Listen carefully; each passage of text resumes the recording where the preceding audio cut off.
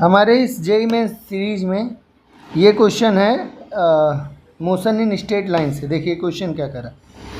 A body of mass 2 kg moving with velocity of v in 3i cap plus 4j cap metre पर second enters into a constant force field of 6 newton directed along positive Z axis. किस direction में है? Force Z axis में है।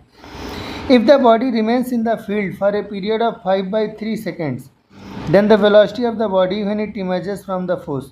Velocity का initial value क्या दिया हुआ है? वेलोसिटी दिया हुआ है 3i cap plus 4j cap और फोर्स की डायरेक्शन दी है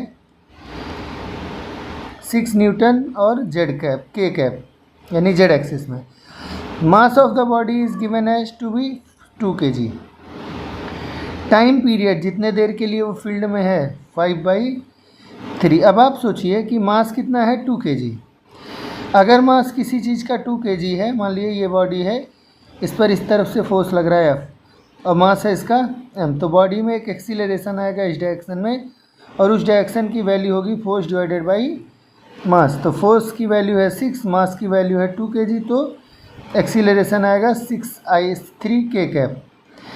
और ये एक्सीलरेशन हो गया। Initial velocity along Z axis कितना है? 0, क्योंकि आई और जे के कंपोनेंट्स तो थे लेकिन जेड का नहीं था।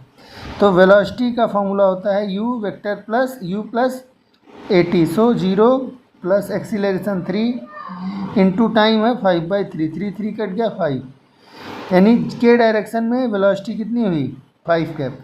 तो जब बॉडी निकलेगी बाहर, फील्ड से बाहर निकलेगी, तो वेक्टर का फॉर्मूला क्या होगा? वेलोसिटी वेक्टर का 3i कैप वो तो चेंज नहीं होगा, 4j कैप वो भी नहीं चेंज होगा, और प्लस 5k कैप, जिसमें से x और y डायरेक्शन के अलॉन्ग के अनुदिश जो वेलोसिटी का वेक्टर है उसकी वैल्यू में कोई चेंज नहीं होगा, क्योंकि जिस डायरेक्शन में फोर्स लगता है उसी